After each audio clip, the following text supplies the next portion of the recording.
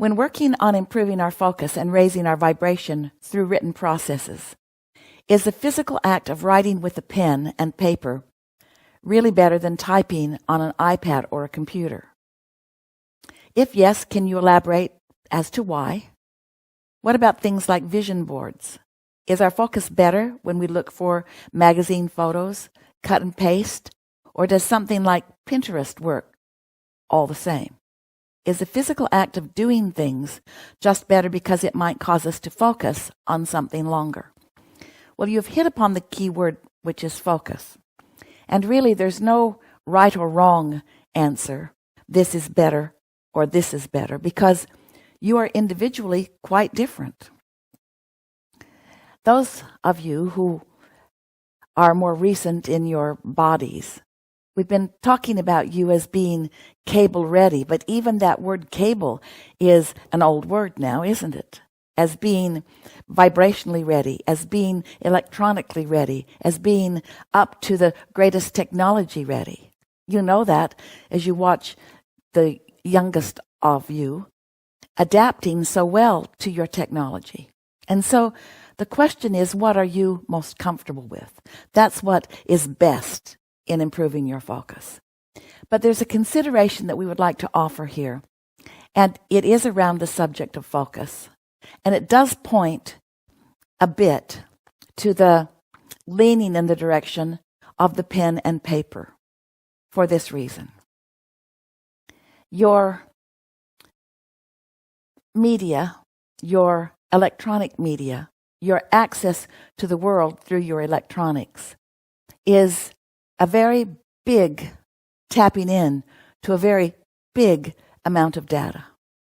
And so the overwhelming factor is greater when you are approaching all things.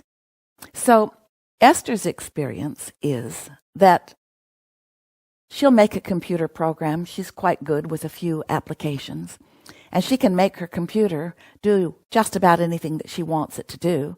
She gets an idea, and with her rudimentary knowledge of programming, she can write a program that contains a lot of data in case she ever wants to go back and find it. But there is a lot of data that she cannot focus upon simultaneously. When you write something on a page, it doesn't have to, but it feels to many of you more like a manifestation, more like a focused manifestation that now exists in a manifested form. And there's sort of a conclusion to writing it down that feels more stable to you. Now again, we're back on that stable and risk factor.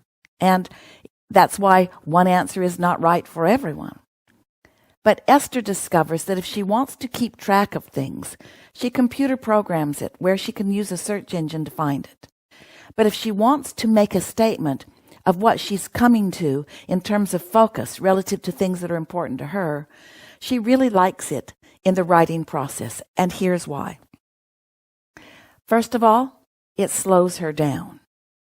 Next, it sort of requires a slower, gentler focus. Next, as she sees the words appearing on the page because of the movement of her pen, each part of that is like an emphasis of something that she has come to a conclusion about. And so, again, the word is focus, and whatever way is easiest for you. Some things, the computer is such a better process for Esther. And some things, writing is such a better process for Esther. And you just have to find what's a better process for you. Because ultimately that's all that matters, isn't it? It's your guidance system and how you feel when you are in the process of whatever it is. There are no absolute rights and wrongs.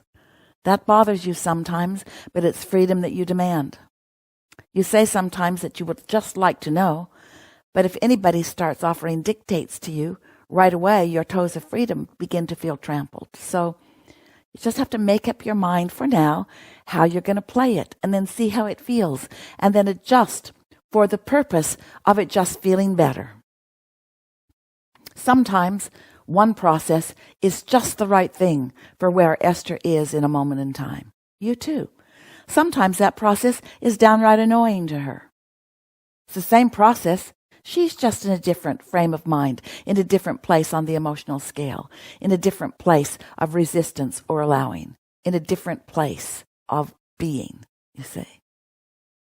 We like it when you give yourself the latitude to be on your path of least resistance without condemning how much resistance you might be experiencing. Remember, resistance is a bit like that friction that keeps you from flying off into the bushes sometimes.